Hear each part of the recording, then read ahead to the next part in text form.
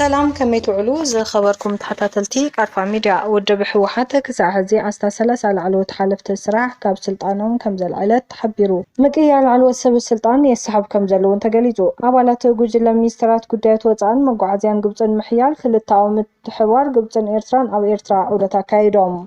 حزب تግራይ ንውሽጣዊ ጉዳያቱ ናይ ምምሕዳር ዘይገሓስ መሰሉ ዳግማይ ንምርጋጽ ብቑዕዩ ክብል ግንባር ሓርነት ብሄረ ሲዳማ ገሊጹ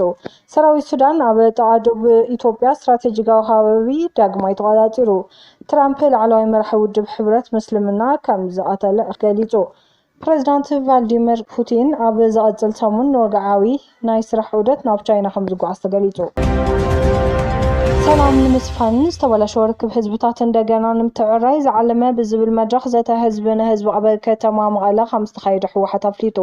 ኣብቲ መድረኽ ተወከልቲ ህዝቢ ትግራይ ዓፋር ቅማንት ኣገውን ኣምሓርን ከም ዝተረኸቡ እዩ ዝግለጽ ኣብ ሓደ ጠረጴዛ ብምእካብ ናይ ህዝቢ ምስ ህዝቢ ርክብ ብምጥንኻር ኣብቲ ከባቢ ዘላቒ ሰላምን ምምጻእ ዝዓለመ ምዃኑ እውን ይሕብር ሕወሓት ኣብ ዝተፈላለዩ መራኸቢ ሓፋሽ ከም ዘውፅኦ ጸብጻብ እንተኾይኑ ናይቲ ዘተ ቀንዲ ትኹረትን ኣዝዩ ኣሰካፊ ጉዳይን ኣብ መንጎ ህዝብታት ንዝተፈጠረ ናይ ጥርጥር መንደቕ ቀንዲ ተሓታቲ መን እዩ ዝብል እዩ በዚ መሰረት ድማ ተሳተፍቲ ኣዝዩ ወሳኒ ብዝኾነን ሓቂ መሰረት ብዝገበረን መገዲ ከም ዝቐመጥዎ ሕዚ ንዝረአ ዘሎ ናይ ሕድ ቀሬታን ደማዊ ግጭትን ቀንዲ ተሓተቲ ናይ ባዕሎም ናይ ስልጣን ረብሓን ድሌት ንምዕዋዝ ዝተጋገየን ኣገላልን ትረኸታት ዝፈጥሩ ገለ ፖለቲከኛታት ልሂቃናት እዮም ካብዚኦም ሕዲት ኣካላት ናይ ፖለቲካዊ ጂትን ናይ ጥፉኣት ኣጀንዳን ወፃኢ ብመሰረቱ ኣብ መንጎ ህዝብታት ምንም ዓይነት ናይ ተፈጥሮ ቂምን ጽልእን ከም ዘየላ ኣብቲ ዘተ ብጽኑዕ ተንጸባሪቑ ተባሂሉ ፖለቲከኛታት ብዝፈጠርዎ ናይ ጸጥታ ቅልውሎ ኣሰቃቂ ውግእን ምክንያት ህዝብታት ትግራይ ዓፋር ቅማንት ኣገውን ኣምሓራን ብሓባር ብከቢድ ተጎዲኦም እዮም መወዳድርቲ ዘይብሉ መከራም እውን ከፊሎም ነዚ ናይ ሓባር ቁስልን ስቃይን ዘልዕሉ ናይ ዘተ ተሳተፍቲ ካብ ዝኾነ ይኹን ፖለቲካዊ ውድብ ጽልዋ ተረኻን ወገንኝነትን ሙሉእ ብሙሉእ ናጻ ብዝኾነ መገዲ ናይ ህዝብታት ሓድነት ናይ ምጽጋንን ሰላም ናይ ምስፋንን ሓላፍነት ናይ ባዕሎም ናይቶም ህዝብታት ከም ዝኾነ ብቆራጽነት ኣረጋጊጾም ኣለው ገለ ወገናት ብወገኖም እቲ መድረኽ ብስም ርክብ ህዝቢ ንህዝቢ ዝብል ሽፋን ጥምረት ሓይልታት ፌደራል ዝብል ዝጸንሐ ዝተደጎልዐ ድሌት ሕወሓት ንምምላእ ዝግበር ጻዕሪ ዳግም ንምምላስ ዝዓለመ እዩ ባህልቲ እውን ኣይተሰኣኑን ውድብ ሕወሓት ክሳብ ሕዚ ኣስታት 30 ላዕለዎት ሓለፍቲ ስራሕ ካብ ስልጣኖም ከም ዘልዕለት ተሓቢሩ ምቅያር ላዕለዎት ሰበ ስልጣን የሰሓብ ከም ዘለውን ተገሊጹ ብዶክተር ደብረጽዮን ገብረሚካኤል ዝምራሕ ሓይሊ ካብ ግዝያዊ ምሕዳር ትግራይ ብጎንፂ ስልጣን ምቁፅጻር ስዒቡ ኣብ ዝለዓለ ጸፍሒ ተቐሚጦም ዝነበሩ ላዕለዎት ሰበ ስልጣን የኣልዮምን ብእሙናት ናይቲ ውድብ ይትክኡ ከም ዘለውን ጸብጻባት ይሕብሩ ብዶክተር ደብረጽዮን ዝምራሕ ውድብ ሕወሓት ንኮሚሽነር ኮሚሽን ፖሊስ ትግራይን ምክትሉን ሓዊሱ ብግዝያዊ ምሕዳር ዝተሾመ ካብ ቦታኦም የልዕሎም ብምህላው ኣብ መንጎ ሕወሓትን ግዝያዊ ምሕዳር ትግራይ ዘለዎ ወጥሪ ናብ ዝለዓለ ደረጃ በሪኹ ከም ዘሎ ካብ ትግራይ ዝወፁ ዘለው ዘብጻባት የጋናዝቡ ጀነራል ሕደጎስዩም ሜጀር ጀነራል ገብረ ኣድሃነ ገብረዲላ ብምትካእ ኮሚሽነር ፖሊስ ትግራይ ኮይኑ ተሸይሙሎ በተወሳኺ ውድብ ሕወሓት ክሳብ ሕጂ ኣስታት 30 ላዕለዎት ሓለፍቲ ስራሕ ካብ ስልጣኖም ኣልያቶም ከም ዘላ ካብ ትግራይ ዝወፁ ዘለው ጸብጻባት የመላኽቱ እቶም ላዕለዎት ሰበ ስልጣን መዚ ክልል ትግራይ ኢሳያስ ታደሰ ሓላፊ ቢሮ ሴክሬታርያት ሓዱሽ ሓድጉ ሓላፊ ቤት ጽሕፈት ፕሬዝዳንት ዶክተር ኣጽብሃ ገረዝጌር ሓላፊ ቢሮ ባህልን ቱሪዝምን ዶክተር ነጋሽ ኣርኣያ ዋና ዳይሬክተር በዓል መዚ መንገድታት ትግራይ ዶክተር ገብረመድህን ኪሮስ ዋና ስራሕ መካየዲ ኢንተርፕራይዝ ስራሕ ማይ ትግራይ ዶክተር ኢንጂነር መሐሪ ሂበን ዋና አካየዲ ስራሕ ኢንተርፕራይዝ መዝናዕትን ዲዛይንን ማይ ዶክተር ሰለሞን ኪዳነ ምክትል ሓላፊ ቢሮ ኮሙኒኬሽን ታደለ መንግስቱ ሓላፊ ቢሮ መጋዓዝያን ካልኦትን ይርከብዎም ካብቶም ካብ ሓላፍነቶም ዝተልዓሉ ሓለፍቲ ብዘይካ እቶም ክልተ መራሕቲ ተጋዳላይ ታደለ መንግስቱ ሃይላን ዶክተር ኣጽብሃ ገብረ እግዚአብሔርን ዝተረፉ ሓለፍቲ ቢሮ እንታይ እናሰርሑ ከም ዝነበሩን ርእሱ ስራሕ ክሰርሑ ከም ዘይረኣዩን ዝነበሩ ዝገልጽ ንጀነራል ታደሰ ወረደ እሙናት ሰበ ስልጣን እዮም ዝተባሃሉ በብሓደ ካብ ስልጣን የለዩን ገሊኦም ድማ ይእሰሩ ከም ዘሎ ይሕበር ፕሬዝዳንት ጊዜያዊ ምሕዳር ትግራይ ታደሰ ወረደ ነቲ ዝተወንዘፈ ቤት ምኽሪ መሲናዮ ኣለና ኢሉ ናብ ፀፍሒ ላዕለዋይ ሓፍላፍነት ዘምፀአ ዶክተር ደብረጽዮን በዓል ስልጣን የሕሊፉ ከምዘይሃበ ይፍለጥ። ኣባላት ጉጅለ ሚኒስትራት ጉዳያት ወፃኢን መጓዓዝያን ግብፅን ምሕያል ክልተ ኣብ ምትሕብባር ግብፅን ኤርትራን ኣብ ኤርትራ ዑደት ኣካይዶም 16 ጉንበት 2026 ዓ.ም ሚኒስተር ጉዳያት ወፃኢ ኣህጉራዊ ምትሕብባርን ግብፃውያን ወፃኢን ሃገር ግብፂ بدر عبد العاطي مس مينستر مጓዓዝያ ሌተር ጀነራል ካሚል አል ዊዘር በሓባር በመዃን ቁጥሮም ዝለዓለ ፍልጣት መራሕቲ ንግድን ወከልቲ ብሕታዊ ጽላት ግብፅን ሒዞም ናብ ኣስመራ ተጓዒዞም በመሰረት እቲ ሚኒስተር ዘውፅኦ መግለጺ እቲ ዑደት ኣብ መንጎ ክልቲአን ሃገራት ዘሎ ክልተኣዊ ምትሕብባር ንምሕያልን ቁጠባውን ሃብቲ ኢንቨስትመንትን ሽርክነትን ምስፋሕን ዝዓለመ እዩ። እቶም ክልተ ሚኒስተራት ልኡኻቶም ምስ ላዕለዎት ሰበስልጣን ኤርትራ ተራኺቦም ክልታዊ ዝምድናታት ንምጉልባት ኣብ መዳየት መጓዓዝያ ትሕተ ቅርጺ ኢንቨስትመንትን ንግድን ዘሎ ናይ ምትሕብባር ዕድላት ንምድህሳስን ከምኡ'ውን ኣብ ሓበራዊ ተገዳስነት ዘለዎም ዘባዊ ጉዳያት ሓሳብ ንሓሳብ ንምልውዋጥን መደብ ተታሒዙሎም ኣሎ። እቲ ዝግበር ዘተ ንሰላም ምርግጋእን ልምዓትን ቅርኒ ኣፍሪካ ኣበርክቶ ክግበር እዩ ዝጽበ። ህዝብ ትግራይ ንውሽጣዊ ጉዳያቱ ናይ መምሕዳር ዘይጋሃስ መሰሉ ዳግማይ ንምርጋጽ ብቑዕዩ ክብል ግንባር ሓርነት ብሄረ ሲዳማ ገሊጹ። እቲ ግንባር ጉንበት 16 2026 ዓ.ም ፈረንጂ ሕወሓት ሕጋዊ መሰላቱ ዳግማይ ንምርጋጽ ብዝወሰዶ ስጉምቲ ብዝምልከት ጋዜጣዊ መግለጺ ከም ዝወፀ ተሓቢሩ። ህዝባዊ ወያነ ሓርነት ትግራይ ሕወሓት ኣብ ልዕሊ ፖለቲካዊ ምሕዳር ብሄራዊ ክልላዊ መንግስቲ ትግራይ ዘለዎ ቁፅጥር ሓሙስ ጉንበት 2026 ዳግማይ ብምርጋጽ ነቲ ቅድሚ ጎንፂ ዝነበረ ባይቶ ሙሉእ ብሙሉእ መሊስዎ ኣሎ። ከምዚ ዝበለ ስጉምቲ ምናልባት ምስ መንግስቲ ኢትዮጵያ ኣብ ሕዳር 2022 ዝተፈረመ ንስምምዕ ፕሪቶርያ ንሰላም ዓበይቲ አንቀጻት ዝጥሕስ እዩ ዝበሉ ጥርዓናት ኣለው ዝበለት ግንባር ይኹን እምበር ነቲ ብሰላማዊ መገዲ ተኽሲ ደው ኢሉ ዝነበረ ከም ዝተጣሓሰ ይሕብር። ኣብ ልዕሊ ህዝቢ ትግራይ ብስርዓት ዓብይ ፅንተት ከም ዝፈጸመ ከም ዝኣምን እውን እቲ ውድብ ሓቢሩ። ብተወሳኺ ግንባር ሓርነት ብሄረ ሲዳማ ኣብ መግለፂኡ ክሳብ ሕዚ ተጋሩ ኣብ ትሕቲ ከባድ ዕፅዋን ከም ዘለው ተመዛበልቲ ንልዕሊ 5 ዓመታት ደረጃኦም ዘይሓለው ድንኳናት ውሽጢ ዝርከብሉ ናይ ሞት መጠን ዝዛይደሉ ሰብኣውነትን ሰብኣዊ ክብርታትን ዝጋህሰሉ ኩነታት ከም ዘሎ ገሊጹ። ህዝቢ ሲዳማ ብስርዓት ዓብይ ግፍዒ ከም ዝወረዶን ክሳብ ሕጂ ድማ ብናቱ ተላእኽቲ ብርሑቕ ይግዛእ ከም ዘሎን እውን ሓቢሩ። ዓብይ ንውግእ ሕድሕድ ሱዳን ብስም ሕቡራት ኢሚራት ዓረብ ዘካይዶ ናይ ወኪል ውግእን ኢድ ኣታውነትን ኢትዮጵያ ዋና ዘይብላ ሃገር ብምግባር ናይ ረብሓ ጉጅለታት ንኽበኣሱላ ሓዲጉ ኣሎ ኢሉ። ተቃውምቲ ሶማልያ ሓይልታት ጸጥታ ካብ ፕሬዝዳንት ነበር ሓሰን ሼክ መሐሙድ መምርሒ ከይቕበሉ ጸዊዖም። ቤት ምኽሪ ተቃውምቲ ሶማልያ ኣብ መላእ ሃገር ንዝርከቡ ኣባላት ጸጥታ ሓሰን ሼክ መሐሙድ ኣብዚ ሕጂ እዋን ፕሬዝዳንት ነበር ምዃኑ ኣፍልጦ ክህቡን ካብኡ ዝኾነ ናይ ስርሒት ወይ ፈጻሚ ትእዛዝ ክቕበሉ ከም ዘይብሎም ኣጸንቂቑ። እቲ ቤት ምኽሪ ኣብ ዘውፅኦ መግለጺ ዕድመ ስልጣን ፕሬዝዳንት ሓሰን ሼክ መሐሙድ 15 ጉንበት ከም ዘብቅዕ ገሊጹ። ሼክ መሐሙድ 23 ጉንበት 2022 ናብ ስልጣን ከም ዝደይበ ዝዝከር እዩ። ሰራዊት ሱዳን ኣብ ተቐደው ኢትዮጵያ ስትራቴጂካዊ ከባቢ ዳግማይ ተቆጻጺሩ። ሰራዊት ሱዳን ሓይልታቱ ኣብ ክፍለ ሃገር ሰማያዊ ኒል ከባቢ ኮር ሓሰን ካብ ሓይልታት ቅልጡፍ ደገፍ ከም ዝመንጽዕን ነቲ ስትራቴጂካዊ ከባቢ ተቆጻጺሩ ከም ዘሎ ብ15 ጉንበት ገሊጹ። እቲ ሰራዊት ኣብ ዘውፅኦ መግለጺ ምስ ሓይልታቱ ቅልጡፍ ደገፍን መሻርክቶም ዝኾኑ ምንቅስቓሳት ሓርነት ህዝቢ ሱዳን ሰሜን ድሕሪ ዝተኻየደ ከቢድ ውግእ ነቲ ከባቢ ከም ዝተቆጻጸሩ ኣፍሊጡ።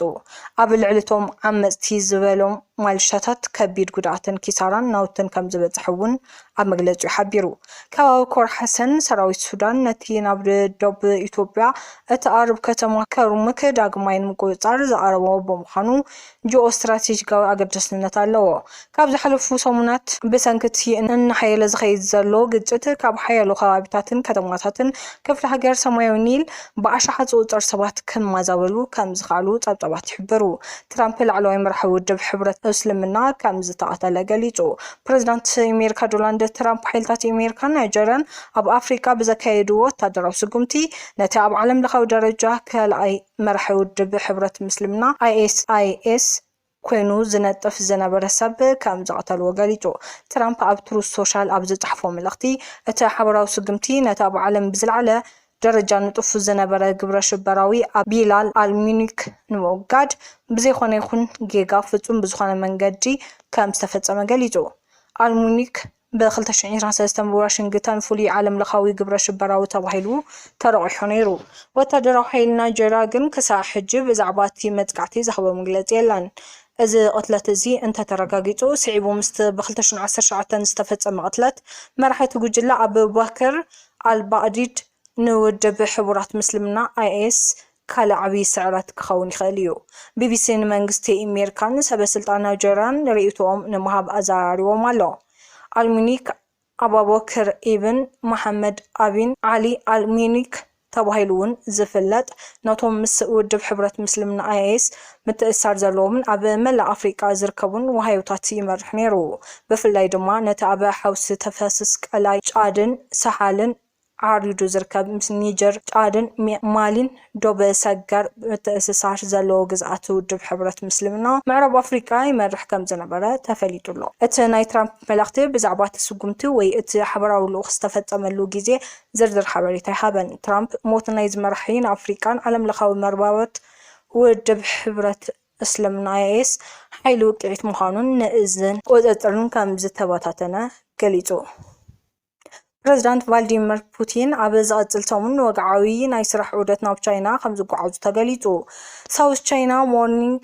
ዝተባሃለ መርበብ ሓበሬታ ዓርቢ ዕለት ነቲ ጉዳይ ዓረባ ዝኾኑ ምንጭታት ጠቒሱ ከም ዝሓበሮ ፕሬዝዳንት ፑቲን ቤጂንግ ክበጽሖ እዮም ተባሂሉ ዝጽበ ዘሎ ቀጻሊ ረቡዕ እዩ ወሃብ አል ካርሚል ዲሚትሪ ፔስኮቭ እቶም ፕሬዝዳንት ንዑደት ምድላዋት ይገብሩ ከም ዘለዉ ኣፍሊጦም ንጋዜጠኛታት እቲ ዕለት ብጣዕሚ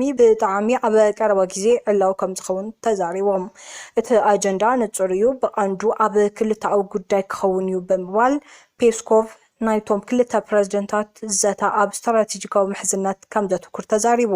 እቲ ወሃብ ቃል ወሲዩ ከም ዝበሎ ፑቲን ምስ ፕሬዝዳንት ቻይና ዢ ጂንፒንግ ኣብ እዋን ዑደት ምስ ትራምፕ ብዛዕባ ዝተለዓሉ ጉዳያት ክመያየጡ እዮም ናይ ቻይና ኣብ እንኸደሉ እዋን በዓልና ነቲ ሓበሬታ ንምርካብ ተስፋ ንገብር ኢሉ ትራምፕ ንኽልተ መዓልታት ኣብ ቤጂንግ ዘካየድዎ ወግዓዊ ዑደት ዛዚሞም ናብ ዋሽንግተን ብዓርቢ ምምላሱ ይግለጽ ፕሬዝዳንት አሜሪካ ዶናልድ ትራምፕ ኣብ ቤጂንግ ምስ ቻይናዊ መዘነኦም ሺ ጂንፒንግ ዘካየድዎ ናይ ክልተ መዓልትታት ዋዕላ ከም ዘጠቓለሉ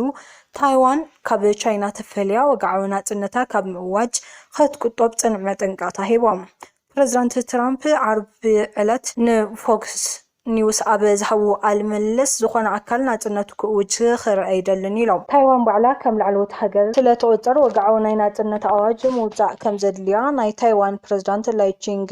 ቲ ቀድሚ ሕጂ ብተደጋጋሚ ምግላጾም ዝዝከር እዩ ዩናይትድ ስቴትስ ብሕጊ ብዝተደንገገ መሰረት ንታይዋን ባዕላ ናይ ምክልኻል ዓቕሚ ክትሃንጽ ንነዊሕ እዋን ክትድግፍ ዝጸንሐት እኳ እንተኾነት ነዚ ሕብረት እዚ ምስ ቻይና ካብ ዘለዋ ዲፕሎማስያዊ ርክብ ብምምጣን ፈተና ኮይኑዋ ጸኒሑ እዩ ትራምፕ ናብ ዋሽንግተን ክምለሱ ከለዉ ኣብ ዝነበሮም ናይ በረራ ጉዕዞን ጋዜጠኛታት ከም ዝተዛረብዎ ምስ ፕሬዝዳንት ሺ ብዛዕባ እታ ደሴት በሰፊሑ ከም ዝተመያየጡ ገሊጾም ይኹን እምበር አሜሪካ ንታይዋን ብወታደራዊ ሓይሊ ክትከላኸለላ ድያ ንዝቐረበሎም ሕቶ ንጹር ምላሽ ካብ ምሃብ ተቆጢቦም ንፎክስ ኒውስ ኣብ ዝሃብዎ መብርሂ ፕሬዝዳንት ናይ አሜሪካ ፖሊስ ከም ዘይተቐየረ ኣስሚሮምሉ ከም እትፈልጥዎ ኩናት ንምውጋዕ 9500 ማይል